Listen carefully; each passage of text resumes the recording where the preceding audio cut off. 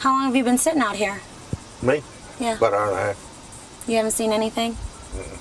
Richard Stevens wasn't about to give up on the chance to tell his own tale of seeing the giant sea cow, especially when he's getting an earful of stories like this. People were calling us, telling us to come on down. There's a manatee stuck in the sewer pipe.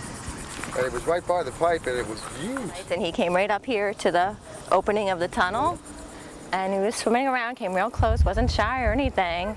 Saw him last night. You did? Yeah. Was he huge? Well, I can only see about that much of his back. Needless to say, that's a little more than Richard was able to see. Well, there's some fish jumping. Yeah, the fish are jumping. Mullets. You can see where mullets is coming up. Making ripples. That's about the only action close to 100 people got Thursday afternoon. He's not here today because he'd have to breathe there, and we haven't seen him breathing there. You think he got out? I don't know if he did or not. I asked the fish commissioner, how do you get him out of there? He said, I don't know. It's a pretty big animal. We're going to wait for a couple more minutes and see, to see if we can get some pictures of it or anything. This happens to be the third sighting of a manatee on the Grand Strand this month, so Richard has heard. 8 feet long? That'd be something exciting for me. 600 pounds? Wow. Can't imagine. That'd make a lot of steaks. The crowd eventually died down. Even Fido got tired of waiting. Some walked away satisfied they were able to catch a glimpse last night. Richard and I, well, we stuck it out a little longer. I've only been here for about 15 minutes, so there's still some hope. Yeah. In Garden City, Holly Morgan, News Channel 15. In the anonymous world of online dating, any schmuck can masquerade as someone stellar. The first date did not go well. He actually told me in person at the Japanese restaurant we were at that he was a sexist pig. More disastrous than that, sociopathic screwball can pretend to be the man of your dreams. He melted my heart. He was just saying all the right things. See, we judge the truth of statements through the physical cues we use in life, like body language, dress, and personal hygiene. But in cyberspace, you say bye-bye to all that. The person could be telling you anything about themselves. They're not necessarily being truthful about their age. The picture's not necessarily current. They could be making up anything because, the internet is anonymous. Women fib about weight or age. After seeing the picture, it was totally different than what was on the profile. Zinger. And she had kids close to my age. Men lie about income, amount of hair, or even their physical condition. We met, and the thing that he forgot to tell me was that he had cerebral palsy. So he showed up, he was on crutches. He proceeded to tell me that it wouldn't be long before he would be confined to a wheelchair. Eric Scoggins remembers a time 10 years ago when joining an online dating site used to provoke shock amongst his friends. You might be on Jerry Springer after seeing, because you don't know if that's really her. Now, if you're single and not a member of an online dating site, some may consider you to be a social dinosaur. My mom and my sister-in-law talked me into going to eHarmony. And I was very skeptical at first, but I decided to try it. A lot of users log on for the same reasons. The clock's ticking. I'm 35 years old, and I feel like I'm ready to find that special person that I'm meant to be with. I really didn't have the time to get into that dating type of field. But before you take a swing online, consider being thrown a curveball.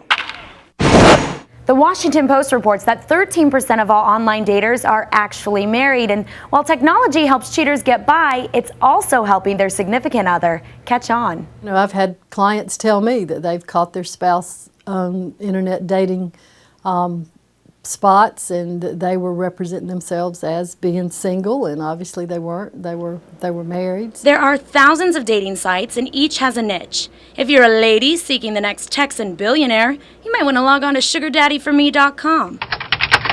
There's also trashy connections like the extremely successful adultfriendfinder.com. A decade ago, it was Scoggins' simple AOL profile that led him to wed his wife faster than a click of the mouse. After talking, we were engaged probably about a week or so after. I asked the question over the phone, but I sent the rings through the mail. It's the fairy tale ending wanted by many, but attained by few. My hopes is to find the man of my dreams and, of course, to live happily ever after, you know. That's what every girl dreams of, you know, to have someone who loves you, you love them, and no matter. In Horry County, Holly Morgan, News Channel 15.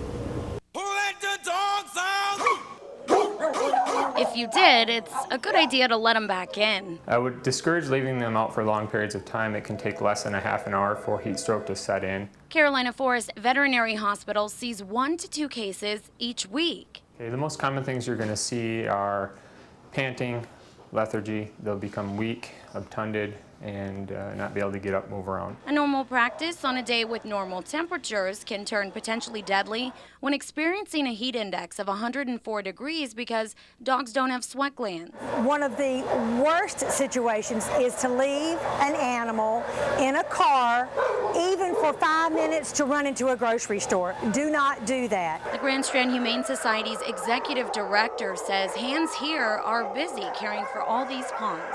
We give a lot of water, and we watch them all day long. Because the Grand Strand Humane Society is at capacity, volunteers rotate the dogs from these indoor kennels to these outdoor kennels several times a day. When they go in, they're in the air conditioning. We also have misters, and behind me, they're on a clock, and in a little while, it will mist those that are outside. Dr. Kevin Christic says if you think your pet is having heat stroke, the best thing to do is to get to the nearest veterinary clinic. The last thing you want to do is douse them with cold water. That can actually cause more problems and cause systemic failure of the organs. Applying alcohol to the paws is probably the only other thing that you can do. That is the only place on our body that they do have sweat glands, so that's the easiest way for them to get rid of heat. Heat stroke can be avoided, but if you're caught neglecting your animal, you should expect consequences. If the animal control officer is called, you are in a situation where you may get a ticket. You could have your animal taken away from you. In Horry County, Holly Morgan, News Channel 15. How old are you, Hayden? Show her on your fingers. Hayden Friolet proceeded to introduce me to a wide array of animals spread throughout the house. Lots of fish. That's the mini fish. That is a nice fish. Some a little more furry than others. Yeah, I can hold him. Others had no fur at all.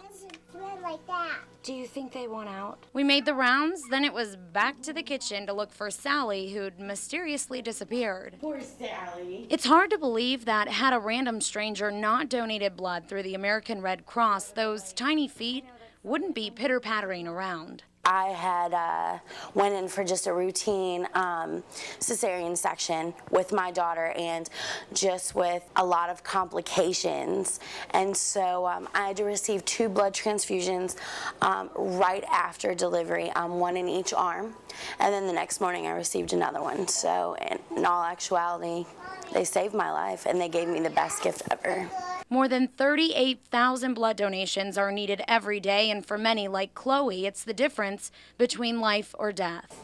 You know, you don't give them just a life, you give them hope. You give them a chance to see the world like they've never seen it. The American Red Cross needs your help now more than ever. The organization is dealing with a critical shortage of blood across the nation. This is Chloe's sister, Alex. She's donated 3 times this year. There's people out there who are scared because they're going to lose their life, when you could just close your eyes and let them do it, and then you could save a life. Okay, I'll donate blood. You know, I'll do it next week, or I'll do it this time, or I'll do it this time. They're too busy, and it's like we forget how much it can help. For now, Hayden will listen to stories about a girl named Darla who loves to go shopping. One day, she'll hear a nonfiction version of how a stranger saved their lives. In Horry County, Holly Morgan, News Channel 15.